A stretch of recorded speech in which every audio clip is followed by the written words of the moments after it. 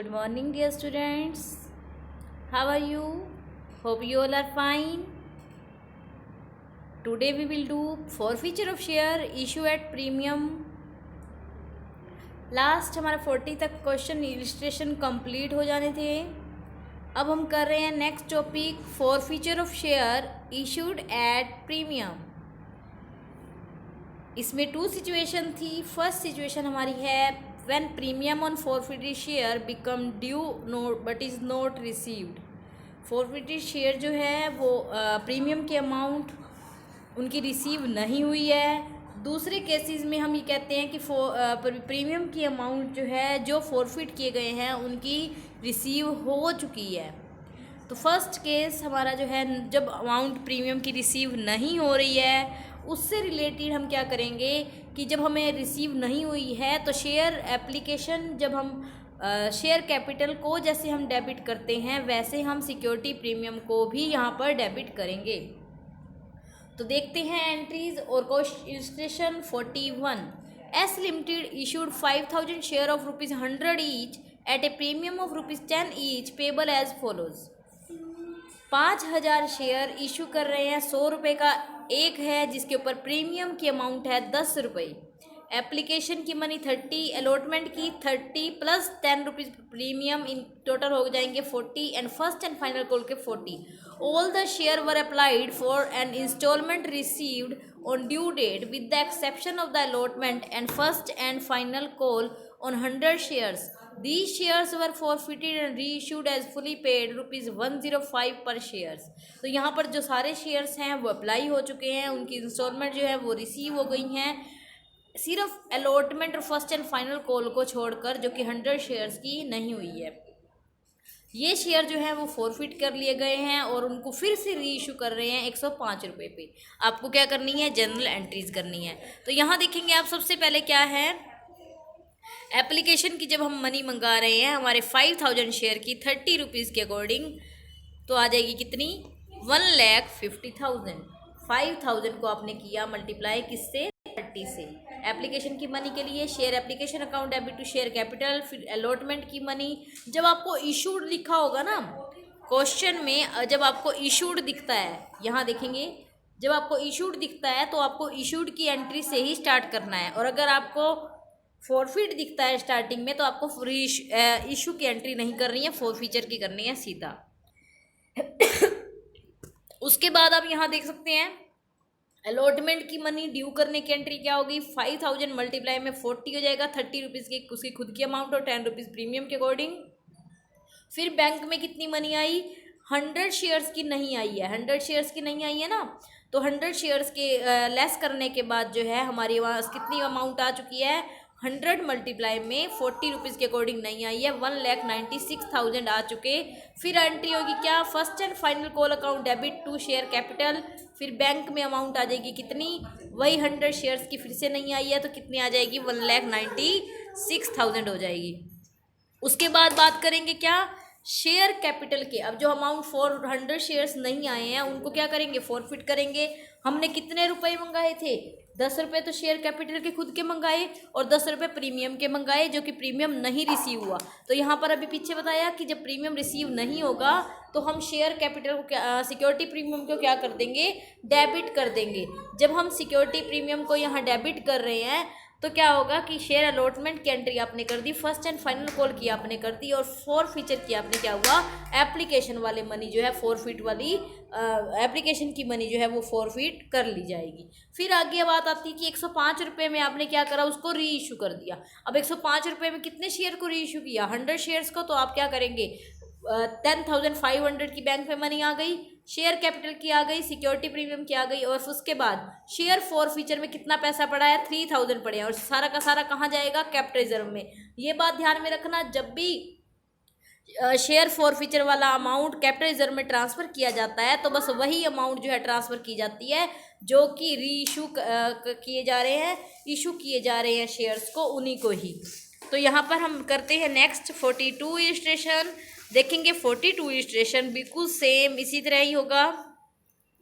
अब खुद से ट्राई करेंगे 42 में. अगर आपको कोई प्रॉब्लम है तो बता सकते हैं. नेक्स्ट हमारा है 43 क्वेश्चन.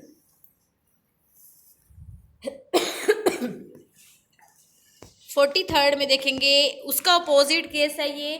यहाँ पर आपको प्रीमियम की अमाउंट जो है रिसीव हो रही है। जब आपको प्रीमियम की अमाउंट रिसीव हो जाती है तो आपको शेयर सिक्योरिटी प्रीमियम को डेबिट करने की नीड नहीं होती है।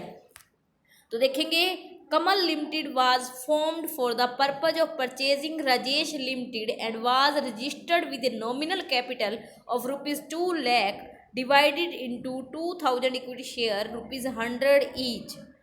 कमल लिमिटेड है जो कि परचेज कर रही है राजेश लिमिटेड से,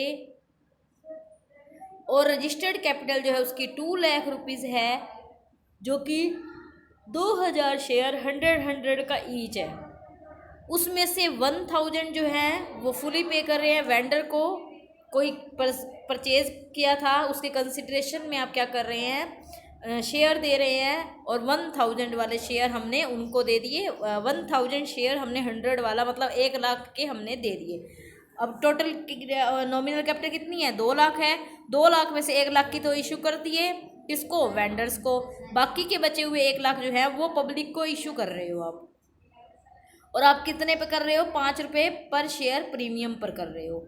अब टोटल कितने का हो गया शेयर, 105 रुपये का।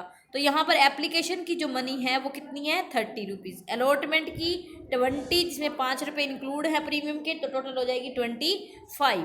फर्स्ट कॉल के 20 रुपये और फाइनल कॉल के 30 रुपये।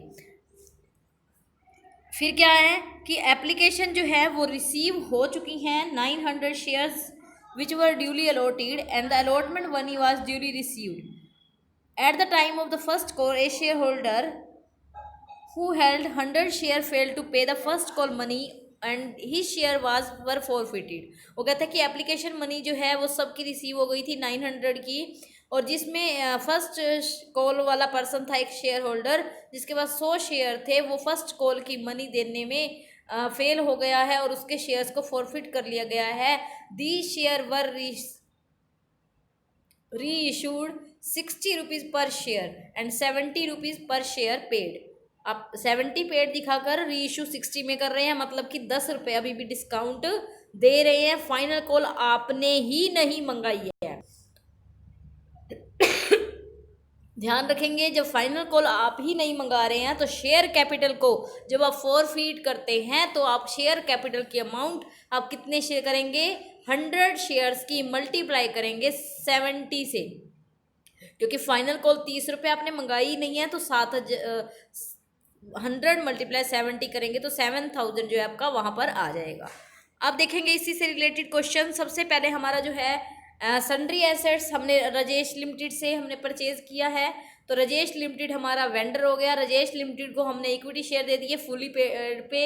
उसके बाद जो बाकी 1000 शेयर है उसमें से एप्लीकेशन 900 के लिए रिसीव हुई हैं, तो एप्लीकेशन जब रिसीव हुई 900 के लिए 30 रुपीज़ के अकॉर्डिंग, तो 27,000 हो गया।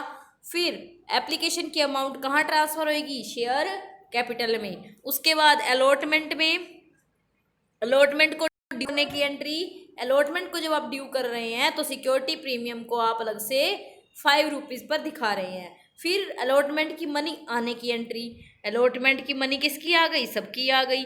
फर्स्ट एंड फाइनल कॉल की ड्यू करने की एंट्री, फर्स्ट कॉल को ड्यू करने की एंट्री आप देख सकते हैं। उसकी मनी जो है किसकी नहीं आई है, 100 शेयर्स वालों की नहीं आई है 20 रुपये के अकॉर्डिंग, तो हमारे पास कितने आए, 100 multiply 20 is equal to 2000 amount नहीं आई है। तो 18,000 में से 2000 लेस करते हैं तो कितने हो गए, 16,000। फाइनल कॉल को तो हमने क्या है, मंगाया ही नहीं है। फाइनल कॉल को हमने मंगाया ही नहीं है, तो जब फाइनल कॉल को नहीं मंगाया है तो हमने उसके बाद ही अपने शेयर्स को फॉरफिट उनको कर लिया है, जो फर्स्ट कॉल के बाद। तो फॉरफिट करने की एंट्री क्या होगी, equity share capital account debit to equity share first call और to share forfeiture. Equity share first call के 2000 रुपये नहीं आए। अब देखो सिक्योरिटी प्रीमियम की बात ध्यान से देखें, तो अलॉटमेंट के साथ हमने सिक्योरिटी प्रीमियम मंगाया था और वो आ भी गया। अब आ गया तो उसको हम क्या करेंगे, डेबिट नहीं करेंगे। तो यही चीज़ आपको ध्यान देनी थी इसमें, बाकी सेम चीज़ें हैं। उसके बाद इसके शेयर्स को हमने रीइशू किया है। रीइशू कितने पे कर रहे हैं, 60 रुपीज़ पर शेयर पर, मतलब 70 दिखाकर। तो 70 दिखा रहे हैं लेकिन 60 में कर रहे हैं, तो इसका मतलब डिस्काउंट दे रहे हैं। अब क्या होएगा, 10 रुपीज़ का जब हम डिस्काउंट दे रहे हैं तो डिस्काउंट की अमाउंट कहाँ से यूज़ होगी, शेयर फॉर फीचर से। अब देखो शेयर फॉर फीचर में यहाँ कितनी अमाउंट आई हुई है, 5000 आई हुई है। 5000 में से 1000 हमने यहाँ यूज़ कर ली तो कितनी बची, 4000, जो कि हमारी कहाँ जाएगी, कैपिटल रिजर्व में।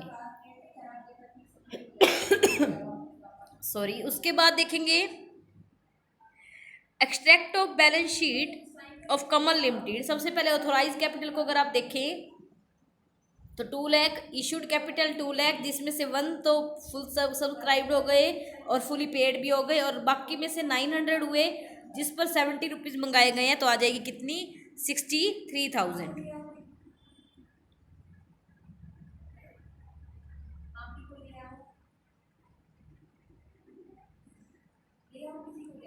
उसके बाद आप यहाँ देखेंगे शेयर कैपिटल ट्रांसफर कर दिए 1,63,000। ऐसे ही हम आगे क्वेश्चन कर रहे हैं 49th।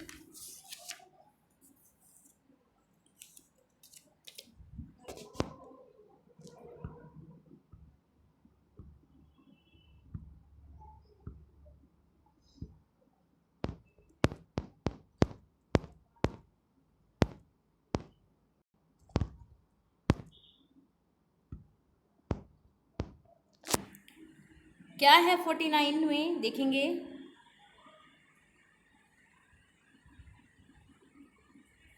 S limited offers 1 lakh equity share of ₹10 each payable ₹3 on application, ₹3 on allotment, ₹4 on first call, 3 month after allotment on ₹2 final call, 3 month after first call.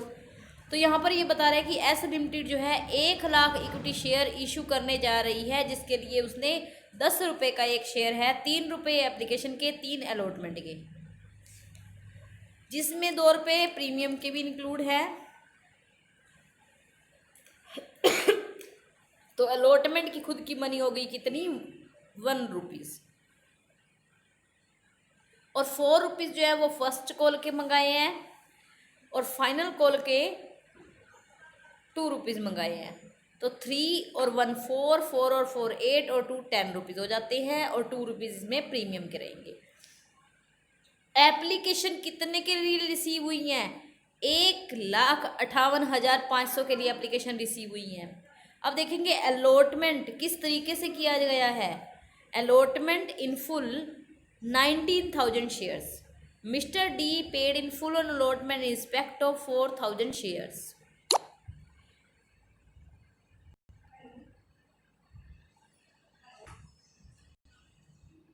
तो यहाँ पर जो बात है वो क्या है कि अलॉटमेंट जो है उनको फुल किया गया है। 19,000 शेयर के लिए जिसने अप्लाई किया था उसको 19,000 ही दिए गए हैं।